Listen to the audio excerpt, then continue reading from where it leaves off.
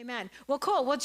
So I said we're talking about catalysts. So just to give you a little bit of context, I'm going to have Jake throw the definition of that up on the screen for us. So let's read. Catalyst is a substance that enables a chemical reaction to proceed at a usually faster rate or under different conditions than otherwise possible.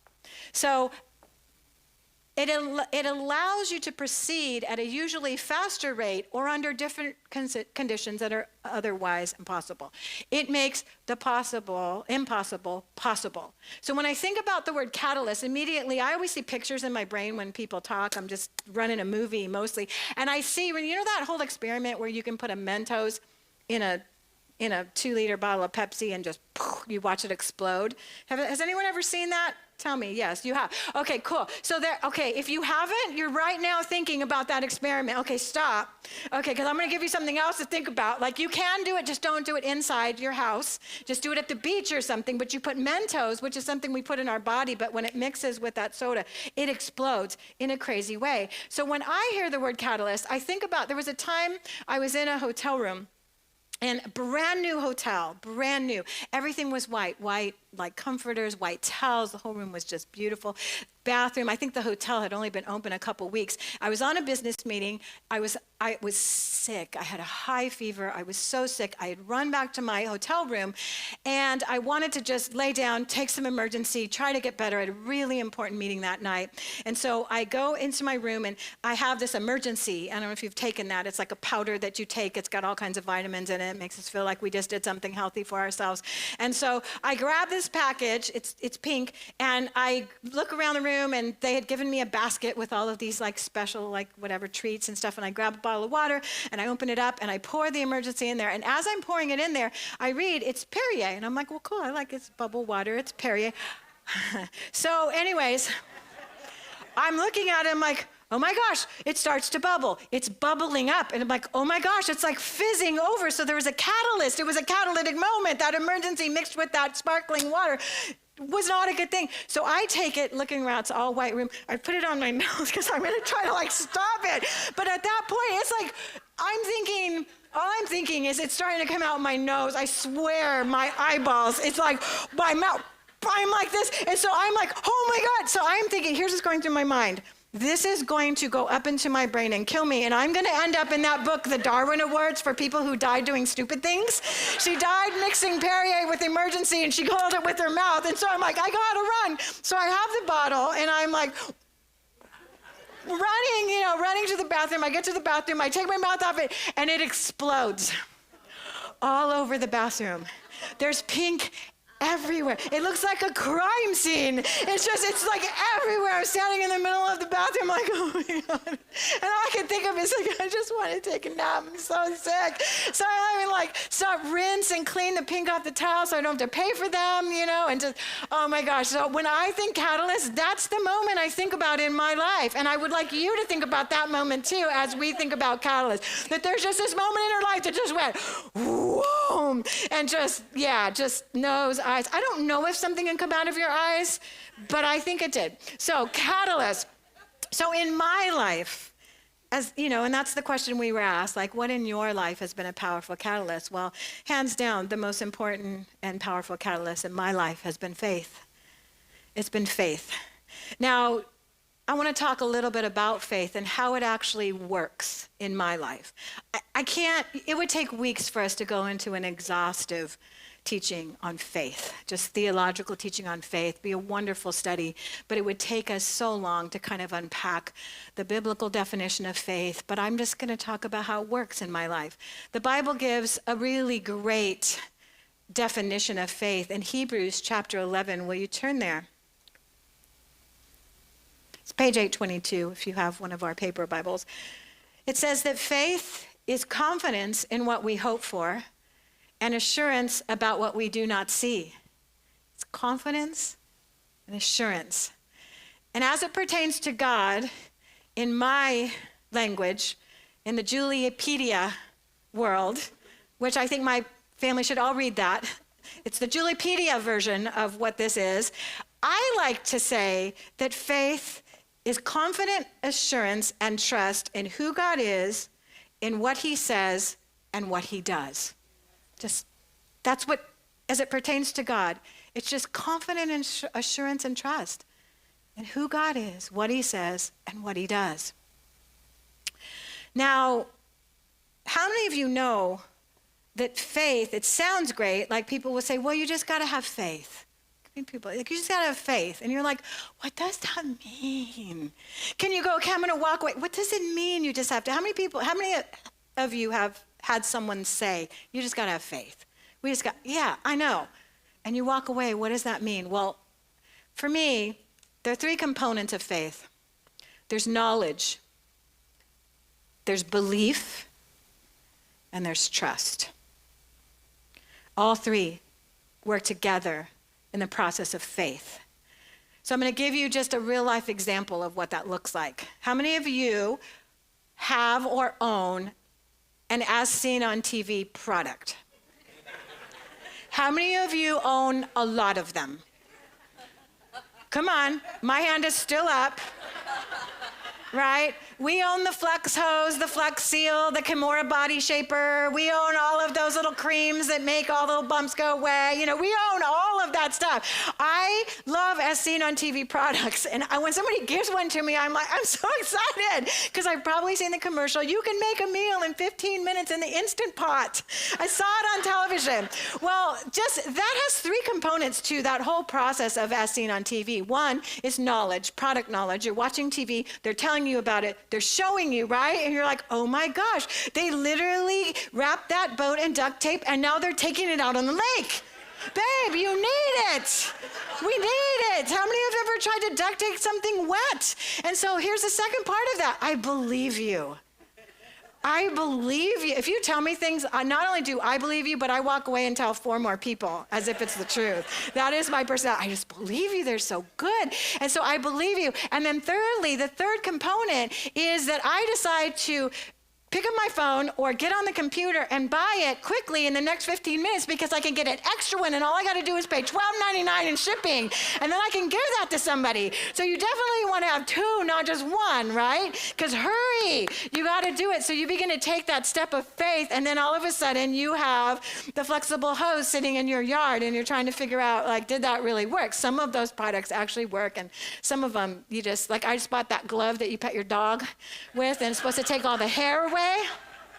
Doesn't work on a cattle dog, so might work on some other kind of dog. But I bought it, and I'm like, oh, it's as seen on TV. It must work. It must work. And so so here's the deal. That's television. If you don't watch television, they've made it even more simple. There's a major supermarket in town, and if you walk by, when you're going to the checkout stand, there's a whole wall of as seen on TV products. You know what I'm talking about? You know what I'm talking about? Okay, the whole wall is there. As seen on TV, as seen on TV, as seen on TV, as seen on TV, and I'm like, oh my gosh, it's like a candy store. And so I stand there a lot. You'll probably, if you ever see me there, just say hi and smile. We'll have some kind of a skills class for that or something one day. And so, and so I was walking by that the other day and I was like, okay, I just have to bring some examples of how hard this is. Okay, this is the 48-in-1 socket wrench. Now, here's what I know. It's like 48 different tools. It's got a smart design and it's got a rubberized grip for comfort and control. I believe this. My husband needs this. He needs this. This is amazing. It's all in one. But here's really, okay, how many of you need the Hurricane Spin Duster? Now, here's the deal. It's the #1 bestseller. Congratulations. You're the #1 best-selling spinning mop. That's amazing. And you got a free extension cord for ceilings and fans. So that's like extra bonus. And so here's one. And somebody at the first service said, after you showed that, I couldn't pay attention anymore. So, because it was the bacon wave. And they said they couldn't. They're like, honestly, all I kept thinking of was bacon. All morning. And so this is great because here's the product. I did that last time too. It's like French or something. It makes crispy and tasty bacon. So Sharon, this is like you and Dawn need this because you like your bacon crispy.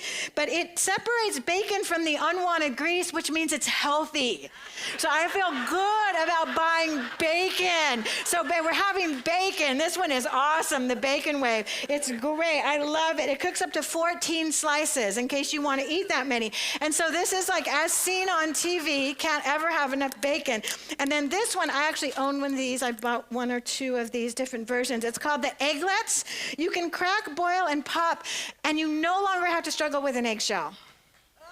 Is that like amazing? This is wonderful. And so, yeah, I actually did buy this as seen on TV. I don't know if this one works, but we might have to try, let's try that with our bacon, babe. And so, so anyways, so as seen on TV, products, you have product knowledge, you believe it, and then you take that act of faith and you buy it, which is so amazing. I'm gonna set this over here, so stop thinking about that bacon. Some of you are still thinking about that bacon, right? So knowledge, belief. Now my husband is not prone to buying as seen on TV. He has knowledge, doesn't necessarily believe it, unless I'm convincing him. So he's probably not gonna buy it. How many of you know that you can have knowledge and belief, but not faith? You can have knowledge, but not faith. Churches in America are full of knowledge. We're praying that they become full of faith. There's so much knowledge in churches in the United States and the Western world, actually. Do you know that in certain countries, when you do mission work, they might have one page of the Bible? Just one page. And hopefully it's not like an Old Testament page, you know? It's like the Numbers or, you know, Deuteronomy. But they have one page, and on that one page, mixed with their faith, their whole lives are transformed, like villages are transformed. And we have the Bible in every version. At the push of a button on our phone, it talks to us. It groups the scriptures together for us, so we only hear all the scriptures on love. You know, it just, there's so many things. We have so much access. We have so much knowledge. But we don't have a lot of faith sometimes.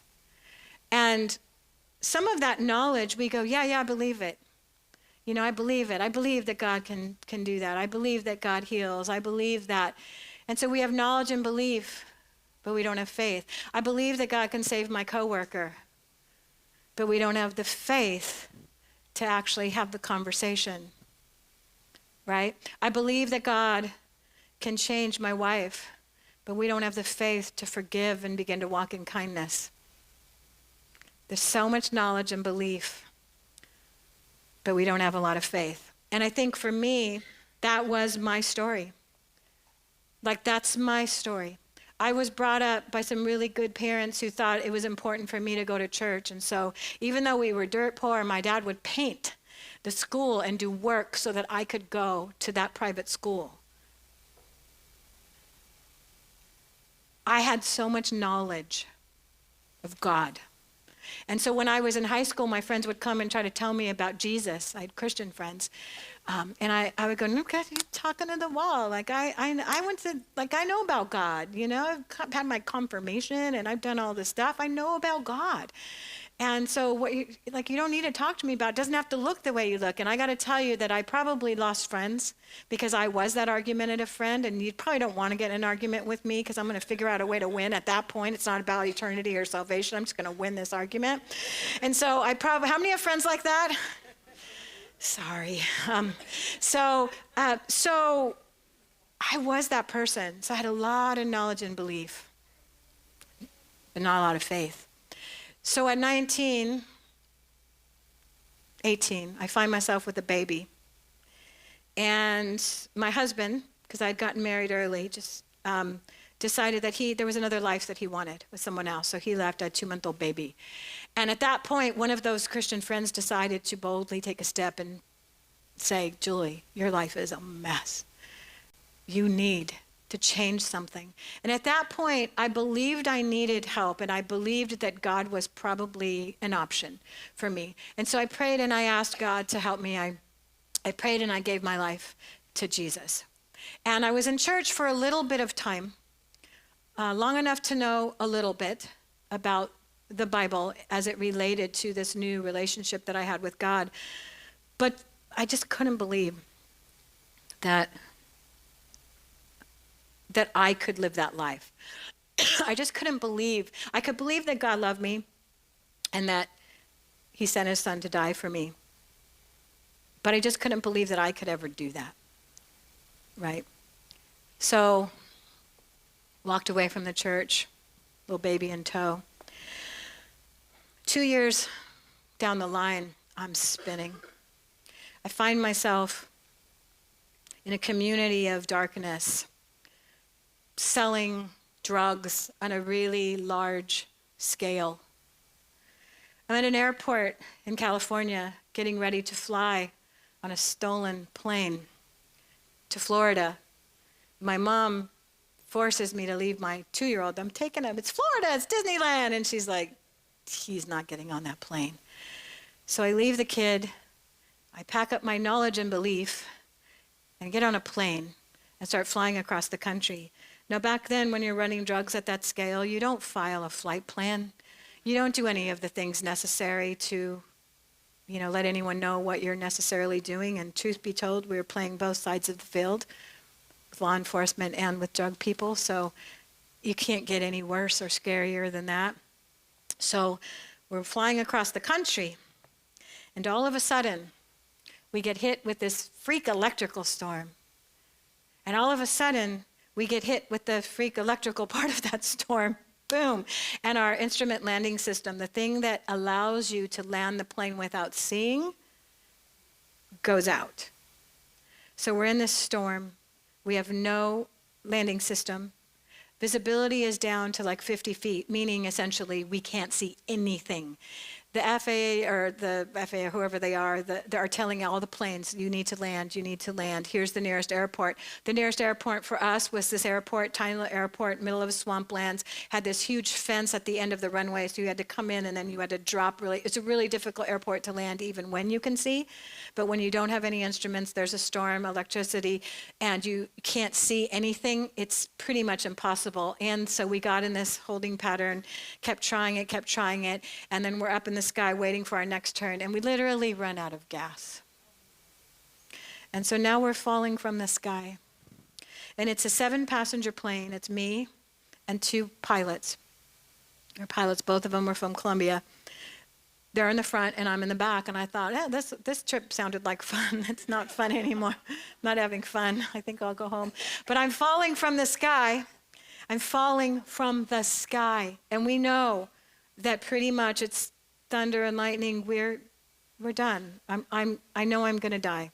This is it. And so I start to think about knowledge and belief, right? I start to think about what I know about God. And I'm like, okay, I know that God helped me the last time. I know that God can do some miracles. I know that he sent his son Jesus to die for me. I know that I'm saved.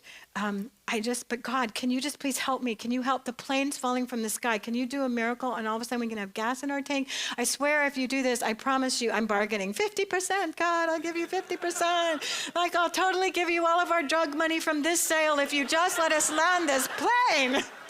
And it's a lot, God, it's a lot. And so I'm really sorry we stole this plane. Really sorry. And so I'm bargaining with God and I'm going down. And at some point, like knowledge and belief, like, Julie, what do you know? And what do you believe? What do you know? And what do you believe? And the pilots are fighting and they're just doing their thing up there. And I'm in the back and I'm just like, I know that you love me. I know that you died for my sins. I know that you died for my sins. I know there's eternity. I know this. I believe this.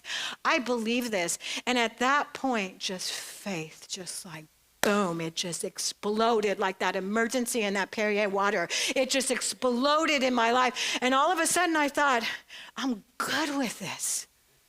I'm good with this. And I say, God, I trust you. I don't even care if I die. I know the promise that you have for me and for my family. I just want to be with you in heaven. God, I don't care if I die today, even if this plane crashes into 1,000,000 pieces. I just want to be with you in heaven. I want to be with you. And at that moment, the catalyst of faith changed everything. Faith changes the rules of the game, people. And I can tell you that this most unbelievable peace and joy fell over me. So the plane is crashing falling out of the sky. And I was in church for about 4.5 minutes, long enough in that little teeny Assembly of God church in my old hometown. And the guy used to stand up with an organ and just start singing these old songs that I am sitting there, and all of a sudden, songs start to well out of my heart, right? I've got peace like a river, I've got peace like a river. And the two pilots are like, shut the bleep, bleep, bleep, bleep. And I'm like, I've got joy like a fountain. And I'm like, bless the Lord, oh my soul. And it's like, I keep falling in love with him over and over and over and over. And you know, and all the old people are like, I love that song, right? And so they're just like, shut up. And so they start fighting because like that, now things are in that, the atmosphere in that plane, right? And so they start fighting. One of them physically knocks out the other one. And I'm like, great, knock out the pilot. We did think we needed him, you know? And so, but I'm just in the back, and joy is just, who's falling from the sky and joy is overflowing in their heart? Like what rules are you playing in that game? Right? And I'm just like, all right, I'm just like, this is great. If I go to heaven, like, God, you got my kid, promise, me and my whole household, that kid is cool. And so I'm just like, whew. And so all of a sudden, as I'm falling from the sky, all of a sudden, thank you, darling, thank you. I see that you did. Love you. I'm falling from the sky. Sorry, water break. And I hear the Lord say, when this plane hits you, hit it back. And I went, okay, right? Because I don't know that in my lifetime I've ever heard anything that clear. When this plane hits you, Julie, hit it back. And back in the day, remember there was an old song by Pat Benatar, hit me with your best shot, right? Because I'm just like, God, seriously, my destiny, the enemy knows my destiny. Like, how many times is there a freak electrical storm that hits your plane in such a way that you lose your landing system when there's no visibility to land in an airport that no one can land in the middle of the night on a drug run? Take your best shot. Take it. Because God said, when this plane hits me, I'm going to hit it back. How many know that the enemy knows who you are? He's so afraid. Hit me with your best shot, because God said I'm supposed to hit you back.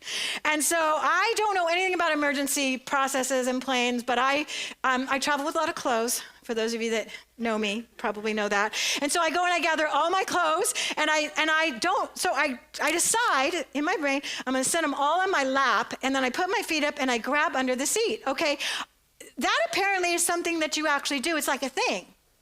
But I didn't know that then. So I'm following what the Lord said. And so I just think when this plane lands, when it hits me, I'm going to hit it back. So we hit the ground. There's trees. And this plane is bouncing. It's the loudest I think I can ever remember anything being in my life. But I just know what I'm supposed to do. And so I'm so filled with joy. I'm just like, I hit you back, man. Hit me. I'm from LA. I'll hit you back. And so all of a sudden, like, it's just rumbling and things are hitting me, and every single time just hitting it back, I'm hitting it back. And then the plane stops. And there's a quiet. And I'm like, I'm still here because my shoe is stuck in the seat. I can't. And I hear God say, move. And I'm like, can't. My shoe is stuck in the thing. I'm not leaving my shoe. And so all of a sudden, somebody undoes my seatbelt. And the next thing I know, I am sitting, I'm out on the wing of the plane. And the Lord's like, go, move, run. So I slide down. Now I'm in a swamp. I'm in a swamp. And I don't have a shoe. I'm missing a shoe. So when you're in shock, weird things happen. And so I just take out and I turn around, and the pilot has the other pilot that he knocked out. And so I'm like, well, thank you for getting me out of the plane. He goes, I didn't get you out of the plane. I was going to get him and come back and get you. So we actually get out, and the plane explodes and catches on fire. And it just so happens, how many of you know just so happens, always happens in our lives? There was a little church in the swamp, and it was late at night, and they were having church. And they saw a kid snuck out of his class or church and saw the plane go down. Now, thank God for the rebellion of that kid. He was not going to church. Something fell from heaven. And so he goes in, gets everybody, they come, they rescue. I remember somebody putting me over their shoulders and literally carrying me out. And so I'm laying on a couch in one of the little houses, just one room, just shack. And this lady is just rubbing my head, and she's like, baby, what are you doing here? Do you know, like, who you are? She just begins speaking destiny. Like, God has his hand on your life. Who are you? And she just begins praying over me. Like, I don't know if anyone's ever prayed over me like that before, but I'm laying on the couch and I'm thinking I'm dead and I'm dying. I just fell out of the sky. And so but I'm like, oh, God, I don't know, but this must be what being really hurt feels like. And so she's praying over me, and eventually it takes a while, but the ambulance finds us, takes us to the hospital. The other two guys were kind of messed up, but an hour later, walked out of that hospital with what they called a bruise.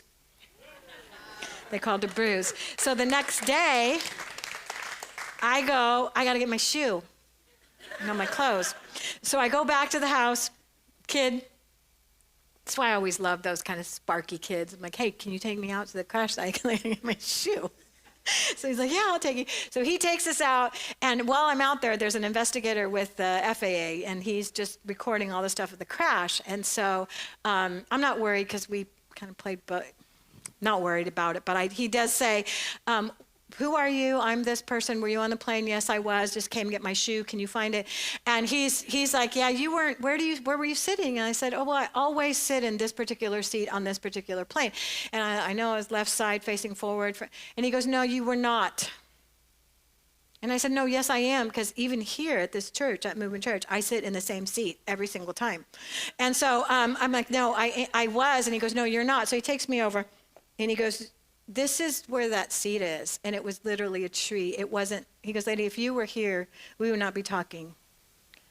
There isn't a seat here. There's a tree there. So I'm like, I was still sitting in that seat. And so I get my stuff, because I am that friend. Don't tell me something I don't want. And so I come home, and I would like to say that immediately from that point, I walked back to California preaching the gospel, but it took a while. But the rules of the game changed, and within a couple months, I was able to get free, because it wasn't so easy to get free from organizations that are like that. And so it was almost an impossibility. It would have been previously impossible for me to get free from that lifestyle and with everything that I knew. But a catalyst actually accelerates a process, and it enables you to do things that were before impossible but now are possible. And so within a couple months, I was still struggling with some of that, like trying to get some of that old thinking out. But God changed the rules of the game. With a couple months, I was sitting in church, and I was actually really singing, I got peace like a river, oh yeah.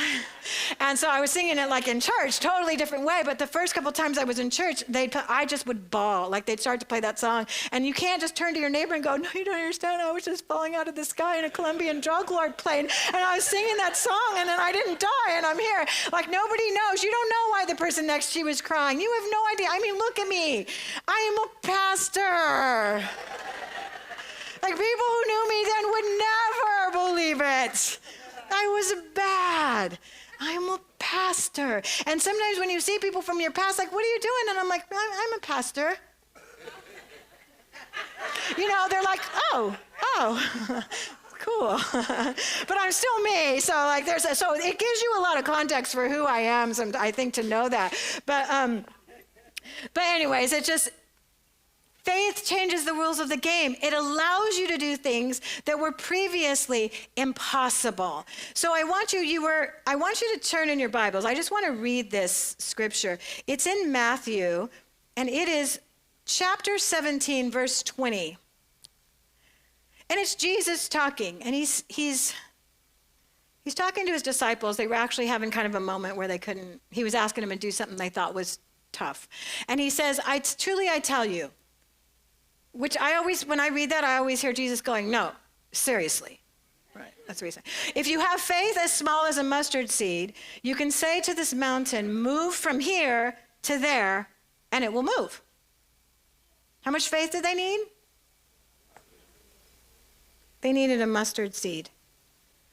but they had the ability. He's saying within you is the ability, with faith, you can literally move an entire mountain with your words. So he's giving them a really vivid example of how powerful the catalyst of faith is. So if I set a bottle of Perrier on a table and I said, explode! Okay. Explode, right? And then I add the catalyst of emergency, explode, right? So he's saying this is what faith does. Faith allows you, the faith that you have, the tiniest bit of it, you can literally do what is seemingly impossible to you. Hebrews 11:6 says, without faith, it's impossible to please God, because anyone who comes to him must believe that he is, that he exists, and that he rewards those who earnestly seek him. And so one of the things that really pleases the heart of God is when we know about him, when we believe him, and when we come to him. To believe that, it's just, I don't know how to get it. Like, how do you get it? Where do you go? Is there like a prescription for it, right? And so it's hard because it seems like this very intangible thing. Like, do you either have it or you don't? And so you get that a lot. Like, people will come up. I asked Haley, while I was preparing for this message, I asked Haley, so like, tell me what, when people come up for prayer, like, does this make sense to you? And she says, oh yeah, there's so many people who come up for prayer and they go, I don't know how to do what was just talked about. Like, the hardest thing for me is I just don't think I have the faith. I just don't think I can believe it. I just don't think I have what it takes. And so I thought, oh, that's awesome. Well, I want you to know that when you think about those three components of faith, this is not a prescription, but I do believe there are things that we can do to help increase and help us grow in our faith. The first thing with knowledge. Romans 10:17 says faith comes by hearing, and hearing by the word of God. We can learn about God. Learning about him does expand our vision and build our expectation, right? Faith comes by hearing. That means listening, that means reading, and that means hanging out with people who talk about Jesus. Right? Because you're hanging out with me today, and I can tell you, you have a lot more faith if you were ever falling from the sky in an airplane with a bunch of drug lords. You would have faith to believe that you could not die, right? Because you're hearing, right? You're hearing. Second, belief. There's a story in Mark chapter 9 where a father has a son who's just demon-possessed, and the disciples, nobody could help him. People were praying for him, and no one could help him. And he's having a conversation with Jesus, and Jesus is telling him, all things are possible with faith. Like, faith makes impossible things possible. And the father just looks at Jesus, and he goes, I believe, help my unbelief. Just, can you help me in the areas that I don't believe? And I believe the second thing you can do is just ask. Because God will give generously. Because this is his heart. God wants you to believe in who he is, what he says, and what he does. God wants you to believe in a way that propels your life into action and helps you to see impossible things happen. And lastly, in trust. 2 Corinthians 5:7, commit your way to the Lord. Trust in him and he will do it. Commit your way to the Lord. Commit your way to the Lord. It's an action word. Commit your way. It's not just in my heart I'm committed. No, I'm committed. I'm falling from the sky and I'm like, God, we're cool. You can kill me if you want, but I'm going to be with you. I'm committed at this point. And so in my last 2 minutes of life, I think I'll sing a song. Sometimes I do believe that we're asking for the wrong thing. And again, this isn't a prescription, but I do believe sometimes we're asking for boldness to speak to that person that sits next to us at work. And we really just need faith. We need faith to believe that what we're going to say is going to make a difference.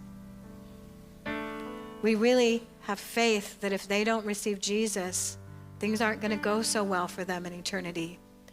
Sometimes I think we ask for patience because our husband or wife or kids are driving us crazy.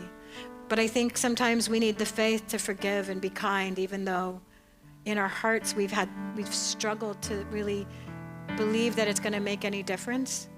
But God can give us the faith to know that if I pick up that phone and I say, hey, kid, I know I've been coming down on you and really disappointed in you lately, and I expressed that, and I'm sorry. I believe in you. I love you. You're a champion. You're a good person. And people will go, yeah, but if I do it, then they're just continue doing what they're doing. Faith. See, sometimes you're asking for something, but what you really need is faith. You really need to believe that that kid that you're looking at can rise up and be amazing. It's going to change the way that you respond. It's going to change the rules of your game. It's going to be a catalyst in your life. And I think there's so many people sitting in here. You have a lot of knowledge. Maybe you believe some of it about Jesus, but you've never committed to taking that step of faith and saying, you're my Lord. All of my ways. Some of you hear things about, like Pastor Jeff will talk about walking in the prophetic or getting a word from God or having the Holy Spirit, just invade your space. And you know it and you might believe it, but you've never said, God, do it to me. Do it to me. Oh, man. Maybe you need faith. Maybe you need faith.